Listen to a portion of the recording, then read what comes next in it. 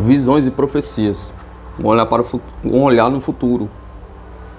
A história está cheia de predições espantosas sobre as coisas que estão por vir, mas poucas foram mais precisas ou perturbadoras que a profecia supostamente feita por Jacques Cazotte durante um banquete em Paris, no início de 1788.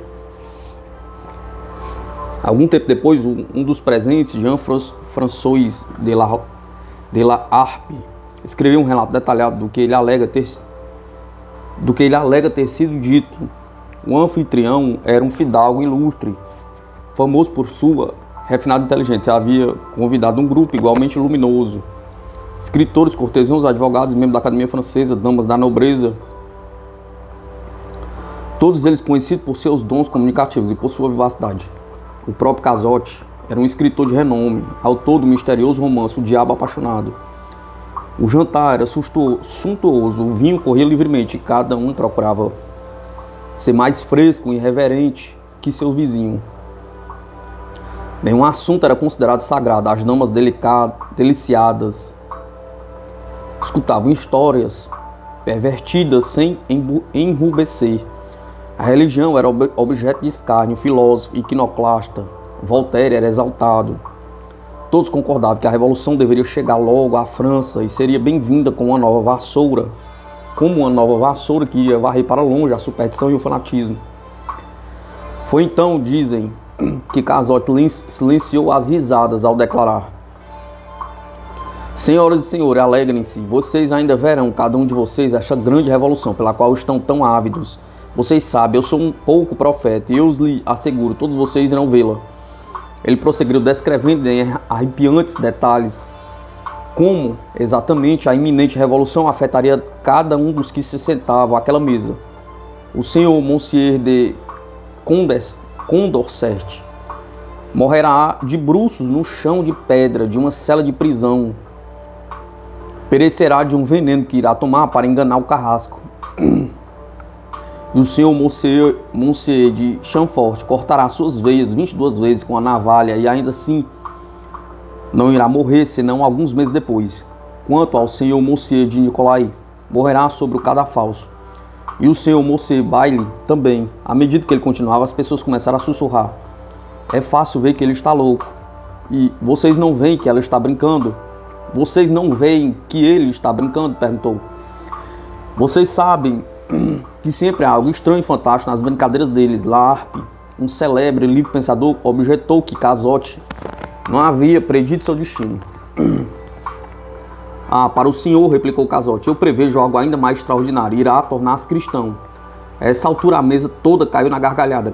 Chamfort declarou: que alívio! Se nós não vamos perecer até lá Harpe tornar-se cristão, então somos praticamente imortais. E quanto às damas, perguntou a duquesa de Gramont, certamente não seremos atingidos por essa revolução de vocês, perguntou. Cazotte respondeu: seu sexo, senhoras, não lhe oferecerá qualquer proteção nesse banho de sangue. A senhora duquesa e muitas outras damas serão levadas para o cadafalso no carro do carrasco, com as mãos amarradas para trás, como criminosos comuns. E enquanto o grupo agitado manifestava sua descrença, ele pronunciou sua última horrível profecia: eu preciso lhe dizer isso, ninguém será poupado, nem mesmo o rei e a rainha da França. Se essa história for verdadeira e foi sustentada, mas apenas após a revolução exaurir-se por várias testemunhas, ela certamente se coloca à altura das mais acuradas profecias jamais registradas. No prazo de 5 anos, a visão de Jacques Cazotte realizou-se em quase todos os detalhes. A Revolução Francesa, que começou em 1789 com os mais altos ideais, transformou-se numa orgia de violência e derramamento de sangue. Os companheiros de Cazotte no jantar tiveram a sorte que ele supostamente havia predito. Mas ele não tinha raticinado seu próprio sinistro destino, a morte na guilhotina, em 1792. Quando Cazotte descreveu a si mesmo como um pouco profeta, ele estava reivindicando um dos mais antigos títulos da história. Cada época teve seus visionários, homens que parecem possuir um tipo de segunda visão que lhes permite olhar através das fintas da parede do tempo Alguns dizem que seu conhecimento vinha de Deus, outros acreditam possuir poderes extraordinários de previsão, negados às pessoas comuns. Mas, para a maioria das pessoas, a habilidade quase divina de prever o amanhã sempre pareceu perturbadoramente bem fora do alcance. Na falta de visão profética, muito voltaram para a adivinhação, a arte de descobrir o saber oculto através da interpretação de presságios e símbolos. As tentativas da humanidade de conhecer o desconhecido por tais meios refletem-se em algumas de seus mais antigos artefatos. Há modelos babilônicos de fígado de carneiro, com instruções para os adivinhos, e ossos de animais chineses, com predições inscritas. Alguns métodos se tornaram tão esotéricos que requerem anos de estudo. As cartas do tarô, por exemplo, ou o símbolo de Aishin. Outros focalizaram no aqui e agora, os que procuram pistas da personalidade humana, das características físicas. Por exemplo, há séculos fazem prosperar sistemas como a quiromancia. Não é o presente, mas o futuro que mantém a grande atração por pretensos adivinhos. E os homens não estão interessados em qualquer futuro, mas na fascinante questão do destino humano, seja este o de um indivíduo ou de uma nação. Mesmo o agricultor, ao buscar aliviar o tempo do dia seguinte pelo comportamento dos pássaros, está de fato querendo saber o que irá acontecer consigo mesmo. Suas colheitas de esperança irão definhar sobre um sol inclemente, ou seus campos irão vicejar sobre a chuva alimentadora e darão uma rica colheita? Pergunta. De fato, muitos eventos futuros são inteiramente previsíveis. Sabemos que o sol irá nascer amanhã no leste. Sabemos também que morreremos. Ocorrências como estas seguem um padrão natural, facilmente observável. Podemos também predizer eventos estatisticamente. Dentre alguns milhares de pessoas, por exemplo, podemos contar quantas morrerão em acidentes rodoviários no próximo ano. E sabemos que a lei implacável das medidas estatísticas decreta que, nesse mesmo ano, um terremoto de grandes proporções irromperá em alguma parte do mundo, assim como uma seca devastadora. Mas é impossível prever por meios científicos as características singulares de certos eventos. Em que dia, que horas eu morrerei? Pergunta. Que local do globo será atingido pelo terremoto? Pergunta. Não existe ainda uma ciência que possa responder tais questões cruciais. Fora do reino da ciência, contudo, no nebuloso campo da paranormalidade, muitas pessoas alegaram possuir a visão que costuma ser negada a meros cientistas e acadêmicos. Uma destas foi John William Dunne.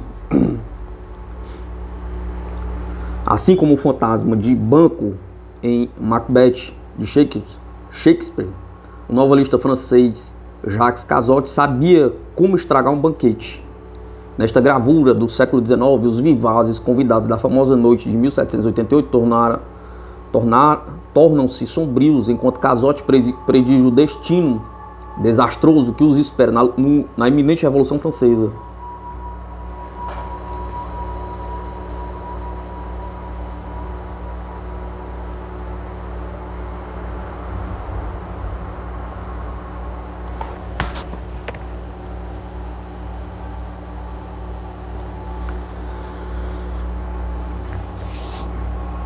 Em janeiro de 1901, esse probo soldado britânico estava convalescendo na Riviera Italiana, recuperando-se de ferimentos sofridos durante a Guerra dos Boers, no sul da África. Uma noite ele sonhou que estava de volta ao continente, numa poeirenta cidade sudanesa, enquanto chegaram 3 exploradores esfarrapados. Na manhã seguinte, Dunne viu uma manchete no jornal inglês, anunciando a chegada de uma expedição do jornal da cidade de Carlton. A descrição de suas condições físicas e das agruras durante o percurso correspondia quase exatamente ao que Dunne sonhara. Era como se ele houvesse lido o relato. Seguiram-se outros sonhos. Uma explosão vulcânica destruiu uma cidade insular, uma fábrica de borracha queimou-se. De novo, as visões repetiam-se nas manchetes do dia seguinte. Dunne pensava que provavelmente muitas pessoas tinham sonhos proféticos, mas esqueciam deles ao acordar, ou não conseguiam entender o seu significado. No decorrer de uma carreira pioneira em aeronáutica, durante a qual desenhou o primeiro avião militar britânico, ele experimentou influir sobre seus sonhos e registrá-los. Em 1927, Dunne escreveu um experimento com o tempo, no qual sustenta que os sonhos são uma mistura de imagens do passado e do futuro, que pode ser usados como instrumento de predição por qualquer um que tenha paciência para registrá-los e analisá-los. Segundo ele, o tempo é multidimensional. Os eventos existem antes de ocorrerem no sentido convencional, e nós nos movemos em direção a eles, assim como nos movemos em direção ao objeto físico.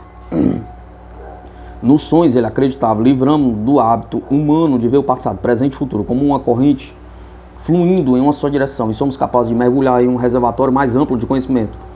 Alguns escritores se entusiasmaram com o livro de Dune. O escritor inglês Priestley, por exemplo, saudou como um dos mais fascinantes, mais curiosos e talvez um dos mais importantes livros desta época. Outros, contudo, acharam numa mixórdia de ciência e filosofia, mas as questões que ele levantou sobre a verdadeira natureza do tempo repercutiram aquelas colocadas pelos físicos. Nada, tanto no universo de Newton como no de Einstein, exige que o tempo corra apenas em uma direção. Questões da física clássica funcionam da mesma forma se o tempo for revertido. E Einstein mostrou que o tempo é relativo ao observador. Duas pessoas, uma parada, outra se movimentando em altíssima velocidade, poderia ver os mesmos eventos acontecendo em ordem diferente. O grande físico deu um tom pessoal a essa descoberta numa carta para a irmã de um amigo falecido. Michele deixou esse estranho mundo antes de mim, escreveu Einstein. Isso não tem qualquer importância para nós, físicos convictos. A distinção entre passado, presente e futuro é uma ilusão, ainda que persistente. Ao colocar sua nova noção acerca da natureza do tempo, Dune levantou a antiguíssima discussão sobre o destino versus livre-arbítrio. Se as pessoas podiam realmente ver o futuro, então ele seria predeterminado? Pergunta. Ou seria uma massa de possibilidades alternativas dentro das quais escolheríamos algumas? Pergunta. Tomando apenas alguns exemplos clássicos, estava o Titanic destinado a naufragar, ou poderia o capitão prevenido por uma profecia ter evitado o iceberg? Pergunta. Os habitantes da ilha de Java estavam realmente condenados à morte, ou poderia ter evacuado a ilha a tempo? Pergunta. Tais questões surgiram de forma especialmente crítica nos casos de que poderia ser chamado pura profecia, quando um visionário afirma conhecer o futuro através da revelação direta. Na longa história da segunda visão, a explicação mais comum para esse conhecimento incerto talvez seja a religiosa. Muitos profetas em tempos passados alegaram que suas vozes eram a voz de Deus, ou de Deus, expressa por uma voz humana, expressa por um porta-voz humano. E que, se humildes seres humanos tentassem evitar um destino predito dessa forma, estariam transgredindo a vontade divina. A ilusão do tempo. A predição coloca em questão a própria natureza do tempo. Se o futuro pode ser visto, ele deve já existir como parte de alguma estrutura coerente de tempo. Albert Einstein, o pai da física moderna, postulou que não existe tempo absoluto, mas que o tempo muda com o movimento do observador. Nós tratamos o tempo como se ele fosse linear, uma coisa causando a outra. Mas Einstein mostrou que passado, presente e futuro não precisam ter um estado fixo. Em teoria, pelo menos, é possível percebê-lo em ordem diversa. O futuro antes do presente, por exemplo. Einstein não esboça conclusões sobre a visão do futuro. De fato, ele não estava muito interessado em tais coisas. Ainda assim, a teoria afetou profundamente o mais influente pensador moderno a se interessar pela metafísica. Jung e Einstein o que conheceram-se em Zurique, na época em que o grande físico estava aperfeiçoando sua teoria da relatividade. Conforme relatou Jung, ele foi o primeiro a me fazer pensar sobre a possível relatividade do tempo, bem como do espaço e de sua condicionalidade psíquica. Einstein havia desvelado um mundo teórico, onde a causa não precisa preceder o efeito. Anos depois, Jung adaptou essa ideia em sua teoria da sincronicidade, sugerindo que coincidências significativas ocorrem através de algum mecanismo exterior ao reino da causa e efeito.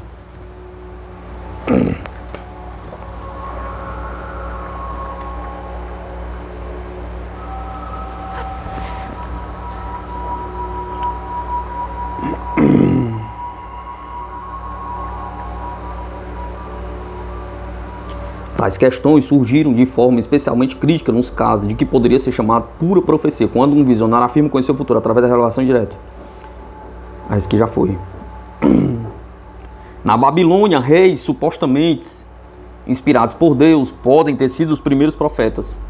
Na época de Gilgamesh, que se acreditava ter sido registrada pela primeira vez em 2000 a.C., o semidivino soberano sonha com a luta futura. Sua mãe, uma deusa, conta-lhe que irá se tornar amigo íntimo desse inimigo. E assim aconteceu precisamente como havia sido dito a Gilgamesh em um sonho.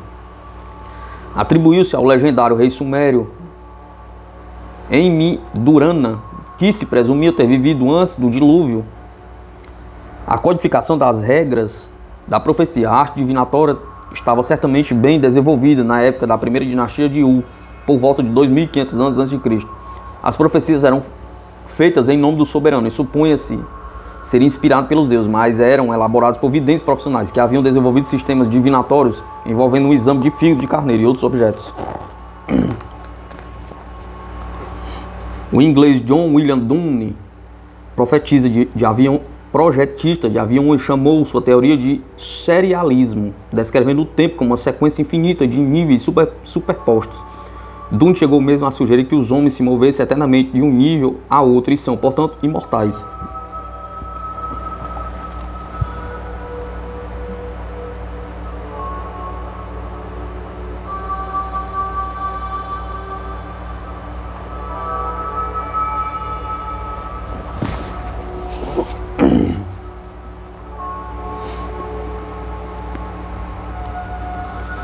No Egito desenvolveu-se uma casta clerical para interpretar os sonhos que se imaginava portarem mensagem dos deuses. Esses sacerdotes atuaram inicialmente em dois remotos templos do deus Sol, Amun-Ra, um em Napata, outro muito longe, no deserto líbio, a 12 dias de viagem da capital de Mênfis.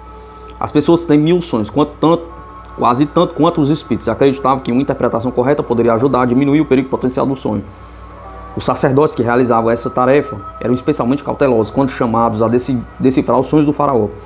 Segundo o relato bíblico, apenas José, um judeu cativo, saberia explicar ao faraó o sonho de 7 vacas gordas e das 7 vacas magras, das 7 espigas boas e 7 raquíticas. A perspicaz predição, 7 anos de fartura, seguidos por um mesmo período de escassez, foi acompanhada pelo sábio conselho de armazenar trigo. A Bíblia, em particular, o Antigo Testamento, contém inúmeros relatos de profetas, cujo relacionamento privilegiado com Deus permitiu-lhes encarar o futuro com confiança. Os videntes de Israel eram conhecidos como Nabi, aqueles que recebem o chamado, por supor-se que haviam sido abençoados pelo sopro divino. Suas funções principais eram ensinar, encorajar e advertir as pessoas de que viria a ocorrer caso a divindade fosse desafiada. Por volta de 800 a.C., Amós, um simples filho de pastores, profetizou que Jeroboão morrerá pela espada e Israel será deportada para longe de sua terra, pois eu vos conduzirei ao cativeiro além de Damasco, disse o Senhor. Jeroboão era outro nome para o reino setentrional de Israel, alguns anos após a profecia em 721 a.C. Suas 10 tribos foram de fato conquistadas e deportadas para a Síria. A Bíblia também relata como outros profetas, entre eles Jeremias, Abacuque e Ezequiel, foram inspirados por Deus ao predizer a queda da Síria, a invasão babilônica, a devastação da Judéia e o cativeiro babilônico. Porém, como muitos dos relatos proféticos, essas revelações só foram registradas muito depois da ocorrência dos eventos previstos, pondo em dúvida sua veracidade para os que não têm fé. Os gregos da antiguidade não tinham nenhum livro sagrado como a Bíblia para guiar seus destinos. Os sacerdotes dirigiam rituais sagrados e sacrifícios, mas não ofereciam orientação em crises pessoais ou em assuntos de Estado. Quando tais conselhos eram necessários, o interessado ia visitar um oráculo, onde as consultas eram feitas através de um intermediário humano. Por toda a Grécia havia desses templos, sendo a maioria consagrada ao filho de Zeus, Apolo, deus grego mais comumente associado a profecias. Nenhum desses templos gozava de tanta fama quanto o oráculo de Delfos. As ruínas do templo de Apolo em Delfos podem ainda ser vistas num cenário de grande beleza natural, nas encostas do Monte Parnaso, ao norte de Atenas. Hoje em dia, aos poucos habitantes dependem do turismo. Mas por mil anos do século V a.C., até a chegada do cristianismo à Grécia de nossa era, esse célebre oráculo atraiu pessoas ricas e famosas de todos os rincões do mundo grego, fazendo com que Delfos se desenvolvesse de forma opulenta. As origens do templo dissolveram-se no mito. Os gregos acreditavam que a deusa Terra, Gaia, e sua filha Têmis havia dado respostas. Daí o termo oráculo, derivado da palavra latina oráculo, ou a resposta dos deuses. Nesse local denominado Piton, que era o nome da serpente morta por Apolo. Posteriormente, os profetas ou profetisas dos templos de Apolo passaram a ser chamados de Piton, Pitia ou Pitonisa. E os arqueólogos encontraram ali os restos de um santuário dedicado a Apolo. Delfos tornou-se tão famoso que seu verdadeiro caráter foi sendo obscurecido pelas lendas. O historiador grego Heródoto Alegava que a Pítia falava em transe, provocando por gases naturais que se infiltravam pelas rochas. Seus murmúrios eram interpretados por sacerdotes que se apresentavam deliberadamente em versos. Contudo, estudos recentes descobriram que a maioria das respostas eram de fato ordens diretas sobre questões religiosas, e mesmo frequentemente sobre assuntos públicos ou privados. Poucos eram inversos, e mesmo os que realmente o eram só apareceram nos últimos anos, afirmam os pesquisadores. Um estudo minucioso de todas as evidências confiáveis não revela nenhuma fenda ou vapores, nenhum delírio da Pítia, nem gritos incoerentes, interpretados pelo sacerdote. A Pítia falava clara, coerente e diretamente em resposta à questão daquela que a consultava. Algumas vezes, de fato, ela pode ter falado até mais francamente do que pretendia. De acordo com a lenda, dizia que Alexandre o Grande fez uma visita a Delfos no dia em que a Pítia não profetizava. Quando o impetuoso guerreiro agarrou a sacerdotisa e arrastou-o em direção ao banco na qual ele se sentava para proferir suas mensagens, a mulher ofegante disse: "Meu jovem, você é invencível", uma resposta que a ele bastava. Embora Delfos fosse o mais célebre dos oráculos gregos, ele também era o mais caro. No auge de sua fama, a taxa mínima pelos oráculos era equivalente a 2 dias de trabalho para o ateniense médio, além das oferendas e despesas de viagem. Cobrava-se dos políticos 10 vezes essa quantia. Além do mais, eles podiam consultar a Pítia apenas no 7º dia do mês, data do aniversário de Apolo. Uma alternativa mais democrática encontrava-se bem a oeste de Delfos, o templo de Zeus em Dodona. Nesse local, os clientes escreviam suas questões em finas tiras de chumbo que eram enroladas, numeradas e colocadas num jarro, na qual eram retiradas uma por vez pela sacerdotisa. As perguntas deviam ser formuladas de modo a permitir uma resposta em termos de sim ou não. Centenas dessas tiradas chegaram até nós. Nelas, leem-se as mais diversas consultas, como a de um homem que desejava saber se iria se casar. Outro perguntou se deveria tornar-se pastor. Uma cidade da província de Tessalônica perguntava se deveria investir os recursos coletados em nome de sua deusa. Com as conquistas de Alexandre o Grande, parte da população e das riquezas da Grécia fluíram em direção às suas colônias da Ásia Menor. E novos oráculos vieram substituir aqueles de Delfos e Dodona, claros na costa oeste do que é hoje a Turquia. Era popular entre os recém-chegados colonos gregos. As cidades que consultavam o oráculo de Claros quase sempre organizavam uma excursão cívica anual, que incluía um coro para cantar hinos a Apolo. Os inquiridores eram conduzidos à noite, numa única fila, através de um labirinto de corredores subterrâneos até uma abóboda. Ali eles aguardavam sob a luz bruxuleante das rochas, enquanto a Síbila, profetiza de outros tempos que não os dedicados a Apolo, retrocedia até uma fonte cujas águas borbulhantes supostamente tinham o poder de inspirar a profecia.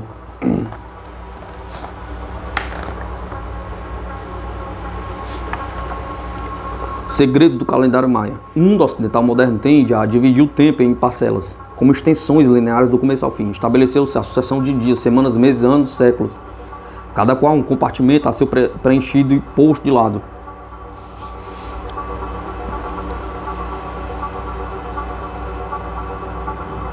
Cada qual a ser substituído na esteira do tempo por um novo segmento vazio, mais ou menos idêntico àquele que se foi e àquele que se segue.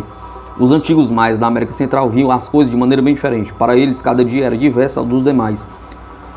Uma entidade única, prenhe de significados que precisavam ser adivinhados. Os maias, cuja obsessão pelo tempo levou-a criar o mais preciso calendário da história, não viam o tempo como uma sucessão linear de inícios e fins. Eles viam o tempo como um sistema entrosado de engrenagens na qual Deus, homens e natureza se combinavam em perpétua harmonia. Na realidade, fazendo uso de cálculos exatos da rotação da Terra, do ciclo lunar e solar, eles criaram não apenas um calendário, mas dois, um solar de 365 dias e outro sagrado de 260 dias. Os dois combinavam para criar um ciclo de 52 anos. A precisão desses dois calendários era essencial, pois tempo e religião eram inseparáveis e coexistentes para a civilização maia. Cada dia, ano, década, século e milênio tinham seu Deus próprio, e esses deuses revezavam-se perpetuamente numa corrida circular, passando os intervalos de tempo de um deus a outro. Cálculos cuidadosos feitos pelos sacerdotes astrônomos maias indicavam a que Deus pertencia cada dia, um conhecimento que era crucial para empreender as ações certas e fazer a oferenda adequada. atendo-se rigorosamente aos ciclos da natureza. Apenas 4 escritos de peso do período clássico maia, 250 a 900 depois de Cristo, sobreviveram à conquista espanhola da América Central. Uma parte de um deles é aqui mostrada, conhecida como Código de Madre. É uma espécie de calendário do camponês, pintado por um escriba sobre um papel de casca de figueira de 7 metros de comprimento. Este documento está guardado no Museu da América, em Madrid. Os sacerdotes maios usavam o códice em ritos divinatórios para descobrir quais dias eram auspiciosos ou desfavoráveis para atividades práticas, como fazer chover, plantar, caçar, tecer ou praticar a apicultura. O documento é constituído por fileiras de hieróglifos, acompanhados por figuras de deuses ou bestas. Cada um dos 20 dias do mês maia tinha seu próprio nome, e os hieróglifos do código registram o nome dos dias, um a um, através de todo o ciclo de 260 dias do calendário religioso. Em adivinhações, os sacerdotes provavelmente iam excluindo grãos de uma certa pilha de milho, enquanto lia o códice da direita para a esquerda. Um grão era removido da pilha a cada dia. E o dia do augúrio era aquele no qual a pilha terminava. Esta parte do códice aqui reproduzido, por exemplo, representa o deus da morte, com a cabeça, pulso e tornozelos adornados com sinetes, que os maios chamam olhos da morte. Sobre sua cabeça há um hieróglifo que produz doença ou morte. Terminar um milho nele era muita falta de sorte.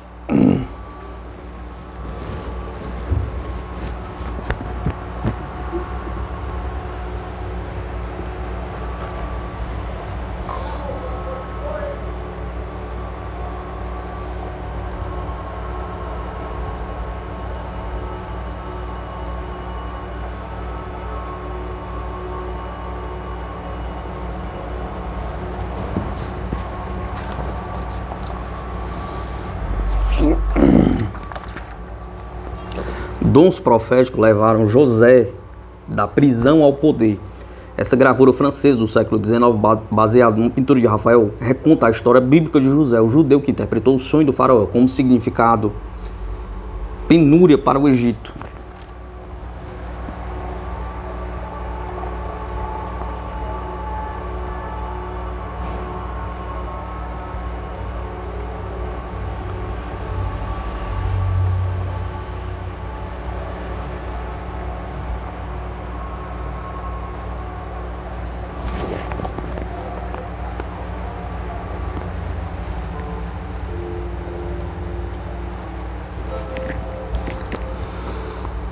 Um cenário assim tão teatral podia favorecer as fraudes. Um filósofo cínico, a quem foi profetizada a recompensa por uma árdua tarefa, descobriu que muitas outras pessoas haviam recebido a mesma mensagem. No entanto, todas trabalharam arduamente sem obter qualquer compensação. O Império Romano tinha seus videntes e adivinhadores, mas poucos profetas com a mesma fama e influência daqueles de Delfos. Foi apenas após a queda de Roma e a ascensão do cristianismo na Europa que a profecia se tornou tão difundida quanto havia sido no mundo clássico. Talvez em função da ênfase da igreja no pecado e na danação, os cristãos da assim chamada Idade das Trevas eram facilmente influenciados por profecias baseadas em presságios, julgamentos e condenação. O livro da Revelação prediz o advento de um período de 1000 anos de probidade, durante o qual Cristo governará sobre a terra. Muitos dos crentes tornaram-se convictos de que essa segunda vinda ocorreria logicamente no ano 1000, ou pouco antes. Ao que parece, muitas dessas pessoas não se acreditavam suficientemente santas para serem incluídas nesse novo reino e, portanto, viam o milênio como o fim do mundo. Nos derradeiros anos do século X, uma sucessão de supostos eventos pressagiosos, entre eles um eclipse solar, um inverno particularmente duro, pragas, uma erupção do Vesúvio e exércitos invadores fortaleceram um clima de fatalismo. À medida que o temido ano se aproximava, o povo de toda a Europa foi tomado pelo pânico, certo de que o fim estava próximo. Cristãos abandonaram seus campos e vilas para reunirem-se sob crucifixos e rezarem, pedindo misericórdia. Alguns dos devotos venderam suas propriedades e aderiram às peregrinações a Jerusalém, a fim de aguardar a vinda do Senhor. Entoando hinos, eles observavam os céus à espera de que se abrissem subitamente, revelando o Filho de Deus. Com o alvorecer, Sem incidentes do novo século, a vida cotidiana foi retomada e as pretensões em relação ao milênio foram em grande parte postas de lado. A igreja, no entanto, continua a ser foco de profecias de outros tipos. A camponesa Joana d'Arc, alegando ouvir a voz dos anjos, predisse a derrota dos invasores ingleses e a restauração do rei da França. Através de sua inspirada liderança no combate, ela realizou sua própria profecia. Foi martirizada na fogueira da Inquisição e finalmente canonizada como Santa Joana. Um eremita italiano de nome Bartolomeu Brandano foi preso em Roma em 1517 por ter denunciado supostos pecados do Papa e por sua predição de que uma nação transalpina devastaria a cidade. Faziam 5 séculos que Roma não era invadida. Mais 10 anos depois, um exército de rebeldes germânicos e espanhóis liderados por Carlos, duque de Bourbon, marchou sobre Roma e forçou a entrada na cidade e foi barbaramente saqueado durante 8 dias. Os fatos deram razão a Brandano, que foi libertado da prisão pelas tropas imperiais. Bem mais mundana em sua aparência, ela era a legendária vidente Morten Shipton, que viveu na Inglaterra. Histórias intrigantes relatando suas notáveis profecias circularam por todo o país, mas ninguém sabe ao certo se tal mulher algum dia existiu. Segundo alguns relatos, ela nasceu em Yorkshire em 1488, filho de uma bruxa. Talvez se assemelhasse à mãe, pois, ao que se diz, a vidente era maior do que o normal. Seu corpo arqueado, sua face assustadora, mas com um discernimento extraordinário. Supõe-se que ela tenha predito a derrocada final de Thomas Wolsey, o cardeal estadista, que foi um dos homens mais ricos e poderosos da Inglaterra, até entrar em conflito com seu monarca, Henrique. Em 1529, Wolsey já foram destituídos de todas as posições, exceto a de arcebispo de York, para onde se encaminhava quando Multi Shimpton teria anunciado que ele jamais entraria na cidade. Sabendo disso, segue a história. Wesley jurou que ela seria queimada como uma bruxa assim que ele chegasse e enviou 3 membros de seu séquito para investigar. Ela os recebeu calmamente, ofereceu-lhe pão e cerveja, demonstrou-lhes seu poder retirando intacto um lenço de linho que lançara ao fogo. Wesley chegou a estar a 13 km de sua cidade e catedral, mas foi chamado de volta a Londres pelo rei a fim de responder a uma acusação por traição. Ele morreu a caminho da capital. Outras profecias atribuídas à morte Motter Shimpton começaram a ser publicadas cerca de um século após sua morte. Por vezes ela parece ter tido intuições extraordinárias. Carruagens sem cavalos irão andar, e um mundo de acidentes nos encherá de pesar. Ao redor da terra voarão pensamentos, num piscar de olhos, num rápido momento. O mundo então conhecerá a sua sorte. 1881, vos digo, é o ano de sua morte. Estes versos foram muitas vezes citados como um exemplo extraordinário de previsão, detalhando a existência de ferrovias e do telégrafo, séculos antes de sua invenção. Contudo, já em 1873, os editores do periódico londrino Notes e Queires traziam a público que estas e outras profecias de Morton Shimpton haviam sido formuladas, na realidade, por um livreiro inglês, Charles Hindley. Ele as havia publicado em 1862, com uma reedição de um panfleto que teria, segundo ele, aparecido originalmente em 1684. Mesmo assim, muitos ingleses provincianos temiam que o mundo fosse de fato acabar em 1881, justamente como sustentava a desacreditada profecia de Motter Shimpton. E ainda hoje, as conhecidas falcatruas de Hindley são por vezes citadas como evidência de que um vidente britânico teria predito a invenção de coisas como automóvel, rádio e avião. As histórias sobre a obscura Morton Shimpton se esvaecem quando colocadas ao lado da fama de seu contemporâneo, o médico francês Michel de Nostradamus. Ao contrário desse inglês, Nostradamus era bastante conhecido em seu próprio tempo e sua vida foi razoavelmente bem documentada.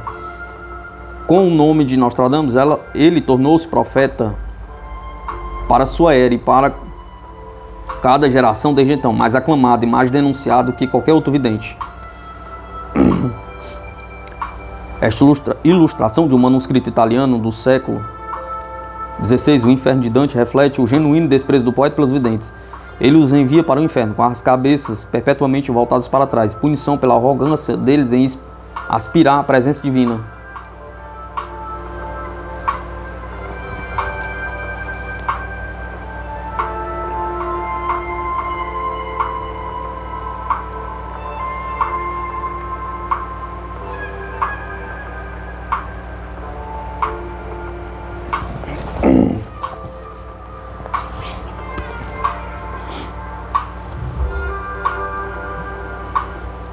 Michel de Nostradamus nasceu em 1503 em Saint-Rémy de Provence, numa família de cristãos novos, judeus convertidos ao cristianismo. Garoto prodígio, Michel aprendeu línguas clássicas, matemática e astrologia com seu avô.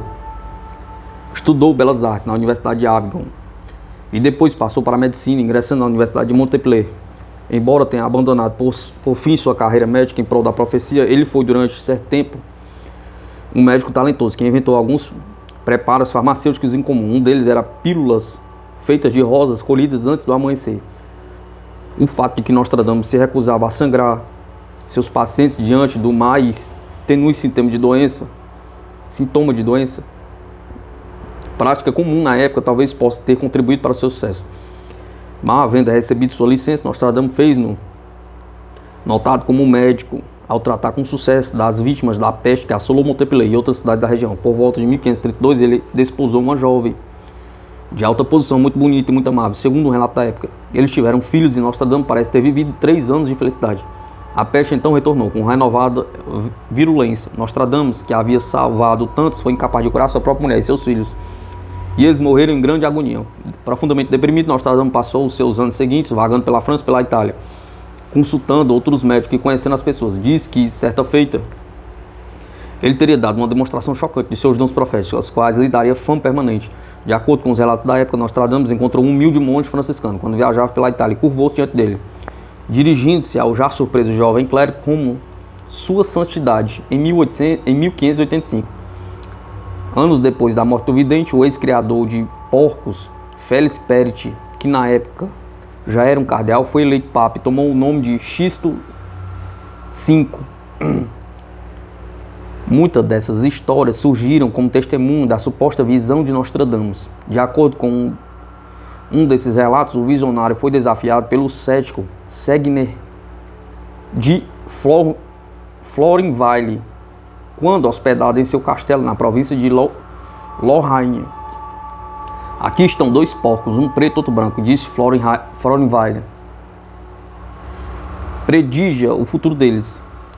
Você comerá o preto, um lobo consumirá o outro, replicou o vidente. Determinando a prova de que Nostradamus errava, o senhor mandou seu cozinheiro matar o porco branco e servi-lo no jantar daquela noite. Após ser servido assado de Florenville, clamou vitória. Mas Nostradamus insistiu que sua predição fora correta. Por fim, o fidalgo chamou seu cozinheiro para resolver a questão. Ele admitiu que um filhote de lobo havia entrado na cozinha e comido o porco branco, e que o preto havia sido preparado em seu lugar. Retornando à Provença por volta de 1544, Nostradamus retomou sua bem-sucedida carreira de médico, viajando para onde quer que seu serviço fosse necessário. Mas em 1547, o viajante finalmente se estabeleceu na pequena cidade de Salon, no coração da Provença. Aí ele se casou novamente, começou a reformular profecias, valentes de seu conhecimento acumulado e de livros de astrologia e magia. Seu primeiro de uma série de bem vendidos calendários, panfletos onde pretendia profetizar eventos do ano seguinte, apareceu em 1550. Mas rapidamente ele superou esse estreito objetivo e voltou-se para a produção de sua famosa coleção de profecias, como Séculos, no qual lançou seu olhar até o ano de 3797. Séculos, assim chamada porque as profecias foram reunidas em grupo de 100, exceto por um conjunto que contém apenas 42. Resultaria em 942 versos de 4 linhas, ou quartetos, nos quais julgava-se estarem previstos eventos de 1560 aproximadamente até o fim do mundo. Os primeiros foram escritos em 1555, os demais foram acrescentados posteriormente. Os versos são deliberadamente herméticos, escritos em um francês arcaico e repleto de palavras em outras línguas, bem como de anagramas, imagens obscuras e termos aparentemente inventados pelo vidente. Nostradamus alega ter capacidade de colocar uma data em cada verso, mas que decidira não fazê-lo a fim de evitar acusações de feitiçaria. O mais famoso dos quartetos é provavelmente aquele que se supõe ter atraído a atenção da rainha francesa Catarina de Mendes. O jovem leão superará o velho no campo de batalha em um combate. Numa gaiola de ouro, perfurará seu olho. Esta é a primeira de 2 ceifas, e então ele morre de cruel morte. O poema zoa como um sinistro eco soa como um sinistro eco de uma predição anterior do astrólogo Gauric, no qual ele teria alertado o marido de Catarina, o rei Henrique II, para evitar duelar em um lugar fechado, especialmente quando estivesse com 41 anos, pois arriscava ser ferido ou morto por um golpe na cabeça. Nostradamus foi chamado à corte em Paris, onde teria previsto ainda que 3 filhos do Henrique II se tornariam reis. Disse que durante essa visita Nostradamus agradeceu sua legendária fama com vaticínios completamente fortuitos. Tarde da noite, um pajem do rei, que havia perdido um valioso cão de caça, veio até a porta do vidente, ouvindo apenas a batida. Mas sem abrir a porta, Nostradamus falou rispidamente: "O que você quer, ó?" Pajem do rei perguntou: "Você faz muito barulho por causa de um cão perdido?" E então disse-lhe corretamente que um animal podia ser encontrado na estrada que levava a Orleans. No verão de 1559, suas profecias relativos à família real começaram a se concretizar. Durante um torneio realizado em Paris para celebrar 2 casamentos reais, Elizabeth, filho de Henrique II, casou-se por procuração com Felipe II de Espanha. E Marguerite, também sua filha, casava-se com Henrique de Navarra. O rei ignorou os avisos, desafiou Montgomery, capitão de sua guarda escocesa. No terceiro combate, a lança do capitão penetrou o elmo e perfurou seu olho. O rei morreu após agonizar durante 10 dias. Assim também se passou com os filhos de Henrique II, que reinaram e pereceram, como Francisco II, Carlos e Henrique, cujo assassinato em 1589 foi interpretado por alguns como a segunda das 2 ceifas referidas no quarteto de Nostradamus. Os mais céticos lembraram que não existe nenhuma documentação da profecia sobre os filhos de Henrique II.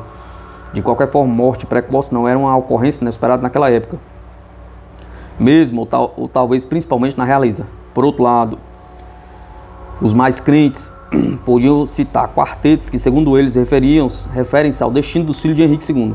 A isto, os céticos podem replicar que cada um dos quartetos, pela linguagem obscura empregada pelo autor, podem ser interpretados e traduzidos de inúmeras maneiras.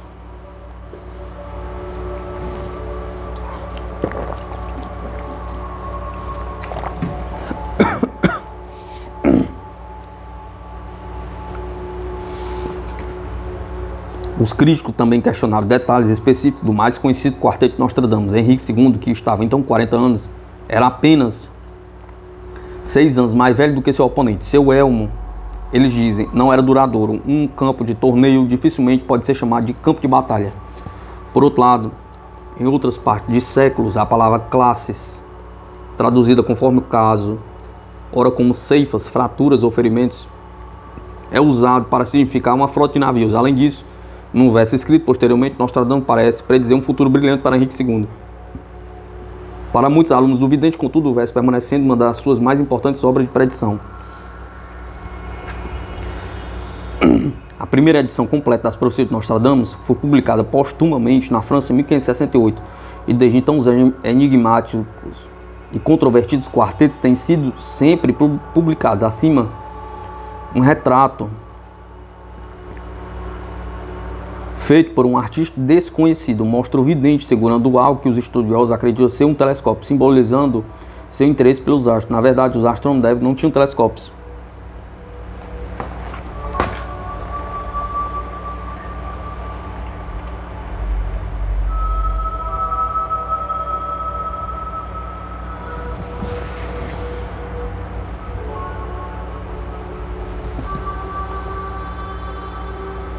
Não há limite para a engenhosidade das interpretações de Nostradamus.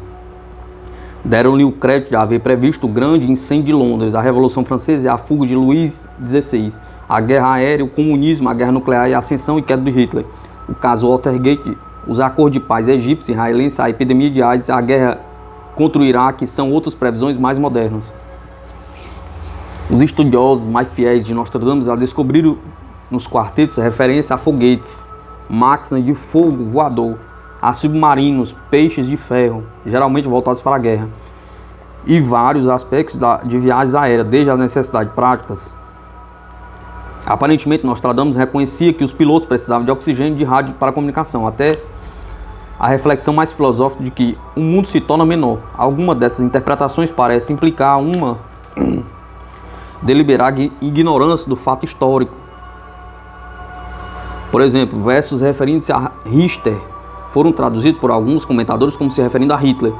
Contudo, Richter era simplesmente o nome latino pela qual Nostradamus se referia ao rio Danúbio.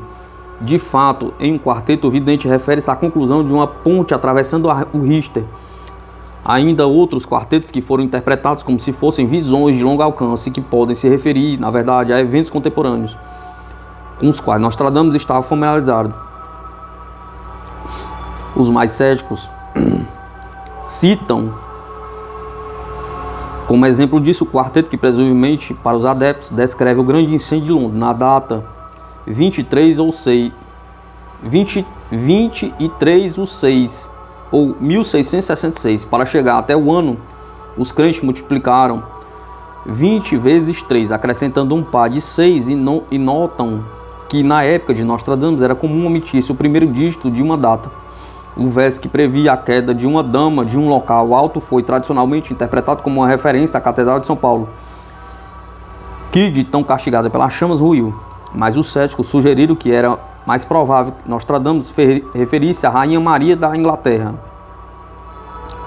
conhecida como Maria Sanguinária, que estava na época executando centenas de hereges, com frequência em grupos de 6. Embora Maria só tenha falecido em 1558, após a publicação dos versos, não era preciso ser particularmente sensitivo para predizer a queda ou a morte de um governante naquela época tão turbulenta. Os entusiastas de Nostradamus também empregaram várias profecias iguais para diferentes eventos históricos. Por exemplo, o quarteto sobre o nascimento próximo à Itália de um imperador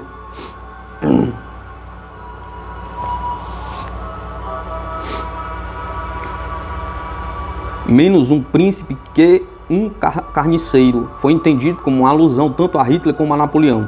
Embora, como os céticos rapidamente notaram, a definição geográfica seja ampla o suficiente para cobrir meia dúzia de países, e a descrição podia ser tomada também por uma referência a Ferdinando II, imperador do Sacro Império Romano. Na mesma época, o seguinte quarteto atraiu mais de uma interpretação plausível: os irritantes sermões do Lago de Genebra. De dia eles se farão semanas, em seguida meses e anos, depois todos falharão. Os magistrados maldirão suas leis inúteis. Tratar-se-ia de um ataque de Nostradamus contra seu contemporâneo João Calvino, cujos sermões em Genebra estavam causando intensa controvérsia. Pergunta: ou o quarteto, como posteriormente os comentadores reivindicaram, entreviu um vislumbre da Liga das Nações sediada em Genebra, que no final dos anos 30 degenerou em impotente mesa de discussões? Pergunta. Ou poderia talvez ser as duas coisas? Pergunta. Tais ambiguidades e a vasta hermética obra deixada pelo vidente continuarão sem dúvida a fascinar as futuras gerações de leitores de Nostradamus.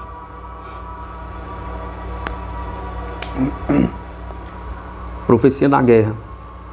A influência persistente de Nostradamus repousa em parte sobre sua ambiguidade. Durante anos, pessoas de convicções diversas conseguiram ler algo significativo nos seus versos enigmáticos. Durante a Segunda Guerra Mundial, tanto a Alemanha como a Inglaterra utilizaram-se do vidente para seus próprios propósitos. Nostradamus prediz o desenrolar da guerra, é o título do panfleto acima, produzido em alemão pelo Serviço de Inteligência Britânico, em março de 1943. O documento procurava causar consternação nas fileiras do inimigo, ao prever a ruína de Hitler. O Terceiro Reich, com o mesmo intuito, planejava lançar sobre a França cópia de alguns quartetos selecionados, que supostamente previam a vitória alemã.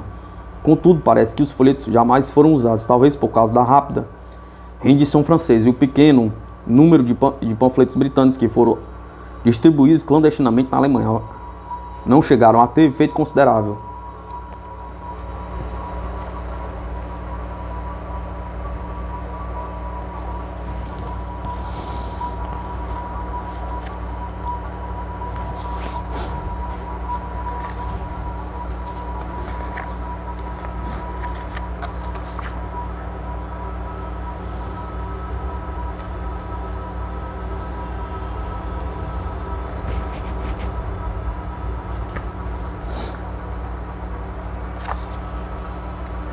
Visões e profecias.